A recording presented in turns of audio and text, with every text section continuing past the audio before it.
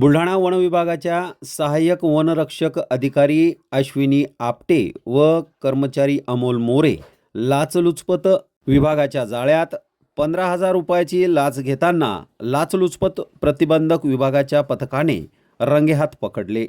तक्रारदाराला झाडे तोडण्याच्या व्यवसाय सुरळीत चालू ठेवण्यासाठी घेतली लाच। बुलढाणा वनरक्षक कार्यालयातील सहाय्यक वनरक्षक अधिकारी अश्विनी आपटे यासह कर्मचारी अमोल मोरे याला लाचलुचपत विभागाच्या पथकाने तक्रारदाराकडून 15,000ची लाच स्वीकारताना रंगेहात पकडले आहे।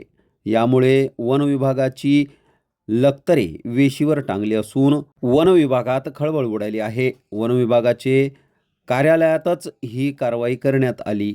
तक्रारदार यांचा शेतकऱ्यांच्या शेतातील झाडे तोडण्याचा व्यवसाय असून तोडलेल्या झाडांची वाहतूक सुरळीत करण्यासाठी वार्षिक हप्ता म्हणून सहाय्यक वन संरक्षक अधिकारी अश्विनी आपटे यांनी 30,000 रुपयाची लाच मागितली होती।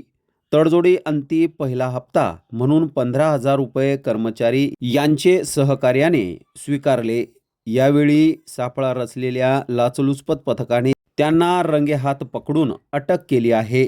दोघांवर ही लाचलुचपत प्रतिबंधक कायद्याने गुन्हा दाखल केला आहे।